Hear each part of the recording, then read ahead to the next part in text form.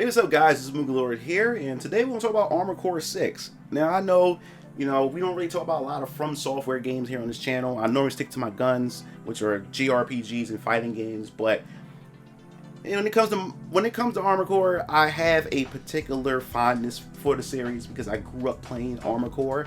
So I thought this is the perfect time to actually talk about it because after what From Software have done with the Soul series, I think it's a perfect time to see a resurgence in the Armored Core series moving forward.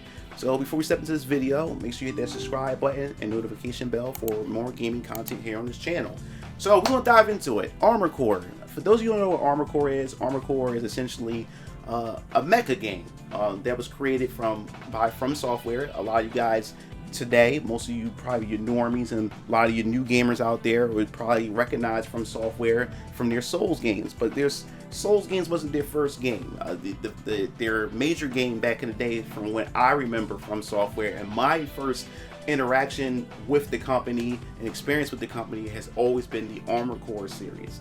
And I would say, even though Armored Core isn't a Souls game, in my personal opinion, it is a Souls game in terms of just the brutality of it, when it punishes the players, every step of the way when it comes to their decision making. And that was definitely found in Armored Core back on the PS1. Now, I wish I had my collection up here of my PS1 collection, because I still have the first Armored Core game, and I also have Armored Core on the PS2, which was the sequel to the very first Armored Core games. And ever since then, my brother Keel Lancer, DXtrack, and my father, they had carried on with the rest of the series and everything. But Armored Core had pretty much just disappeared. It just disappeared off the map because From Software just moved on to other properties, which is the Soul series that we guys and gamers know to this very day.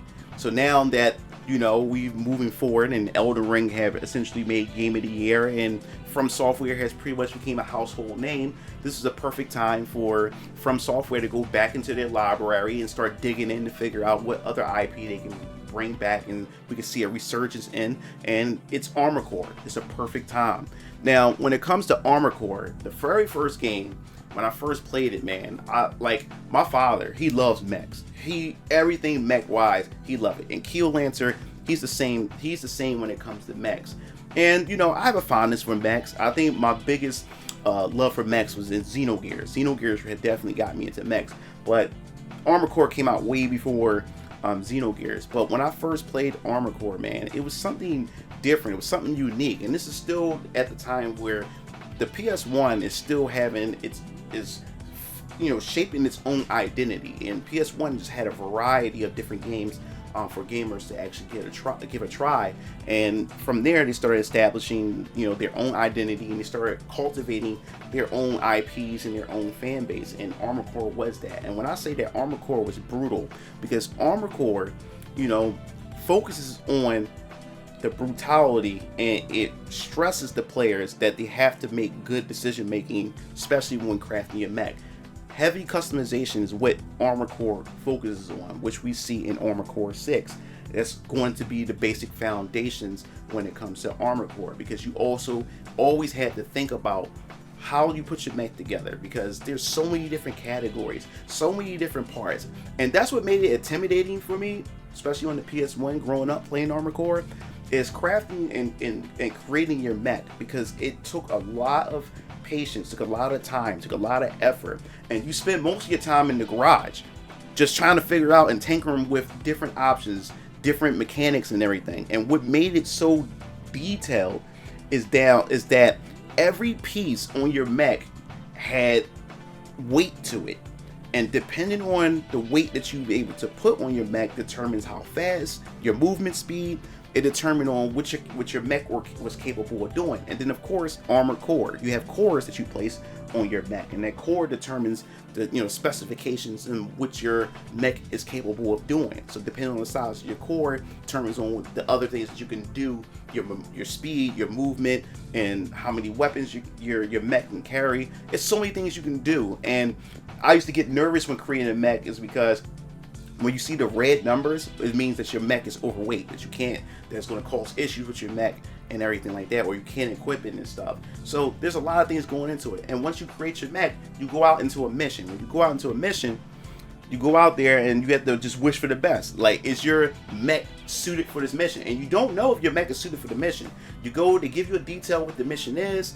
You think about it. All right, I'm gonna go to the garage. I'm gonna make this mech, and I'm just hope for the best. And you go into the mission. Now, what makes it so brutal, especially in the original Armored Core, is that when you go into a mission, you don't know if your mech is really capable of handling such a mission. And the thing about it was, if you failed that mission never returned. You could never replay the mission. That means you missed out on the parts that you could have received from that mission. You missed out on some story bits. You also missed out on some cash that you could have got from the mission. And then when you lost, it cost you money as well when you lost. So that was some brutalness when on the player even back then. So in a sense, it reminded me of a Soul game in that sense. So you really had to contemplate, you really had to think about, how you was going to approach these missions. And what made it so frustrating is when you almost win, you almost make it through the mission, and then you end up losing. And then the fact is that it's no longer back on that mission select list. You can never revisit that mission, or sometimes I believe it comes back around eventually, I think, if I can remember. But 9 times out of 10, you was never seeing that mission again. So that also increased a lot of replayability. That also requires you as a player to think things through when it comes to crafting and designing your mech. So we moving forward to Armored Core 6, which you guys came here to hear about. Armored Core 6, many fans have been hearing rumors about this game. Like, yo, a new Armored Core is coming out. And we've been hearing about this for the past 3 years. It was only a matter of time that we was going to get the announcement. Everybody's waiting for it. In Japan, there was an expo, a gaming expo, where they had Armored Core figurines, and people was like, "Oh man, Armored Core gotta be coming." Then they interviewed the producer, and he pretty much accidentally spilled out that yes, we're working on an Armored Core, so forth and so on. So there were so many speculations. It was just a matter of when we want to see it.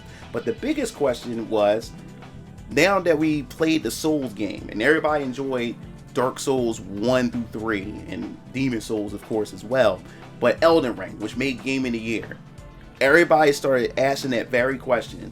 It's only a matter of time we see Armored Core, but the question is, will it be Armored Core, or will it just be a mech game with with soul elements? Will it just be a Dark Souls with mechs?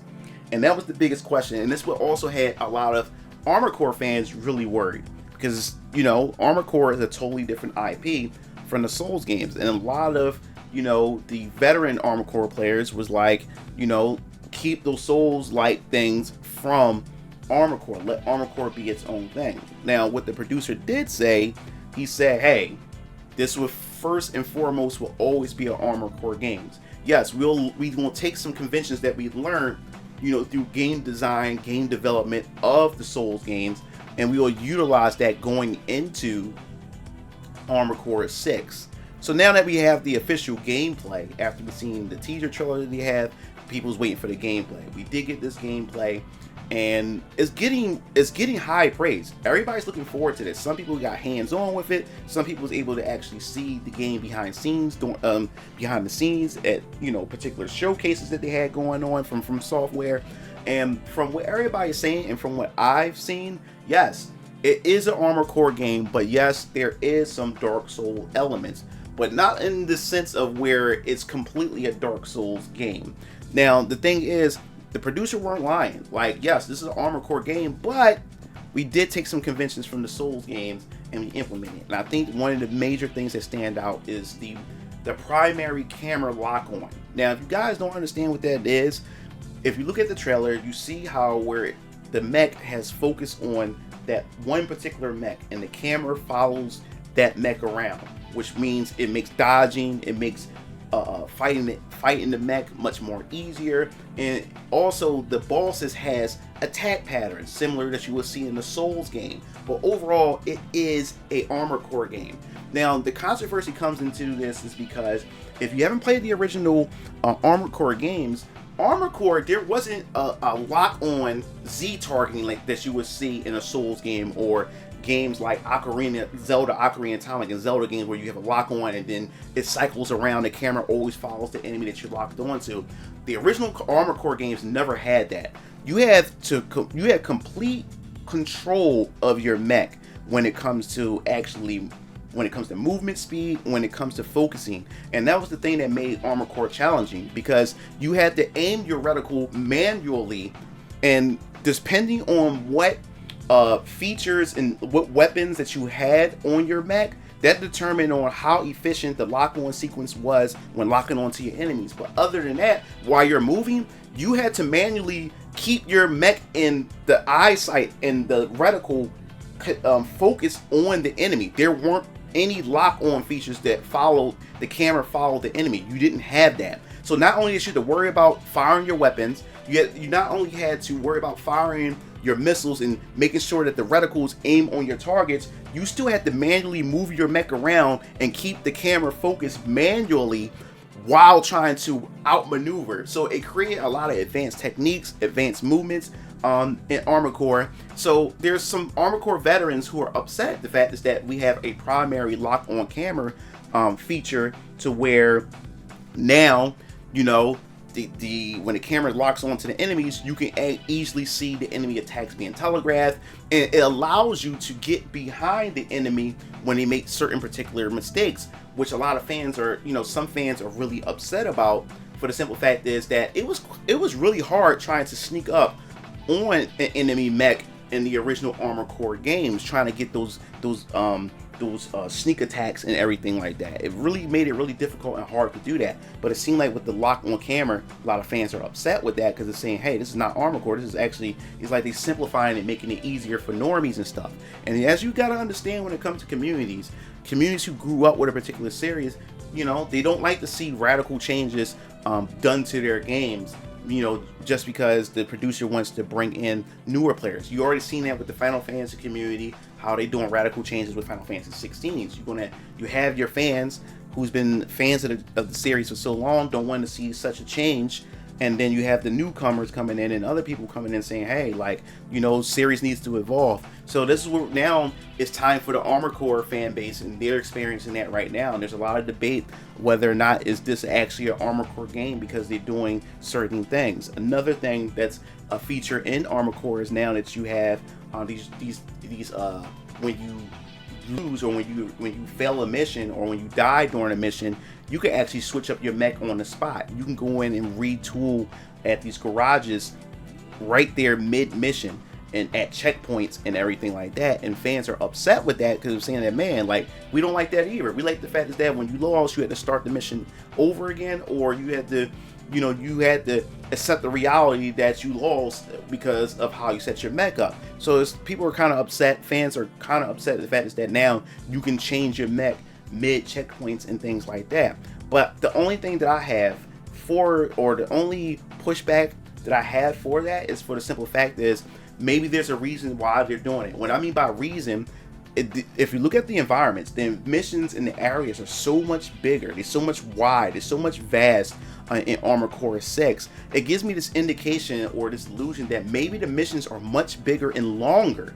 The durations of the missions may be much longer than what it was in the past, where you were able to lose and then go back to the mission and do it again after you changed up your mech a bit. Maybe the missions are so much longer and the checkpoints are so spread apart from each other that it just wouldn't make sense if you lose and then you have to go back and play a whole hour to get back to that point, to that checkpoint where you failed at. So if it means longer missions, then I'm okay with that. I don't see a problem if the mission's going to be longer, that you can have a chance to go and repair your mech, or go in and change your mech for whatever situation that you have. So I think that's really, the jury isn't fully out on that. I think we should hold back to see what From Software says about that when they address that, because I know there's going to be a major question that people's going to ask when it comes to the scale of the mission, how long is the mission, and everything like that. So we're going to have to wait and see. So that's why I'm not going to be too upset, and because if it means longer missions, I think that's going to be good for everybody. And also with the lock-on camera, it could possibly mean that the enemies are going to be much more intelligent. It could also possibly mean that the enemies are going to be much more harder to deal with, and that's why, you know, having this lock-on feature will suffice, or why they put that in there as well. We just want to wait and see. So I'm not going to completely shoot away from it yet, because maybe there's a reason for these type of mechanics. We just want to have to wait and see once we get more details. Now, the question I have is the multiplayer. How would a multiplayer be addressed? Because if you guys don't know, who are new to Armored Core's end game was the multiplayer. After you play through all the missions in Armored Core and you played and you crafted the best mech, now the thing was, you want to put your mech to the ultimate test against other players. And I think that was also the best part of Armored Core, playing against other players' mechs in the arena. Now my question is about the multiplayer, because I haven't decided, should I get it for the Xbox Series X, which I really wanted on that, or the PS5. And that's all going to be determined based on how the multiplayer is. Is the multiplayer going to be 1v1? Or is the multiplayer going to have some team based, like 3v3 or 2v2, and those things of a sort? Is because my brothers, they're going to get on a PS5 only because their friends have a PS5 and they don't have an Xbox Series X, so they're only going to go where their friends are at, so they can be able to play with them. Me, on the other hand, I really want to get on the Xbox, and the only way I won't get it on the Xbox is if they have team play in the multiplayer, which means if my brother's gonna get the PS5, I'm going to just go over there. Now, if the multiplayer happens to just be 1v1, then I'm going to get on the Xbox, because that means I can't team up with my brothers anyway. I might just get it on the Xbox and just play the single player, and I may jump into the multiplayer, who knows, or whatever like that. So the jury is still out on that too. We don't know the details of the multiplayer, and it's still too early to know about the multiplayer until we get closer and closer to the release date, which I'm also looking forward to. But that's the end game to Armored Core. It's always been the multiplayer. After you played all the missions, you always suit your mech up to play against and show who got the superior mech when you play against other players. So I'm definitely looking forward to that. And just like most From Software games, they don't normally do DLC, so I'm expecting a massive expansion pack coming to Armored Core 6. That's what I'm expecting, which means new story missions, new parts that you can add to your mech, new cores, and everything like that. So I'm definitely looking forward to it. At first I said I was going to get Armored Core 6 because I'm intimidated by Armored Core. Armored Core stressed me out as a kid. Armored Core 1, and then once I got into middle school to high school, Armored Core 2 had just stressed me out. It really did. So I'm hoping that Armored Core, going into this one, will give me a whole different outlook on it, and I just want to give it a try and see how it turns out. And hopefully you guys stick around for that content as well for Armored Core. So that pretty much wraps this video up. I definitely want to hear your thoughts in the comment sections below. What do you think about Armored Core 6? Are you looking forward to it? Will this be your very first game in the Armored Core series, or have you played Armored Core in the past? And if you have, which Armored Core game do you own or have played? Definitely want to hear your thoughts in the comment sections below. If you liked the video, hit that like button because it helps me out here on YouTube. So this wraps it up. This is MugenLord, sign off. I'll see you game fiends later. Peace out.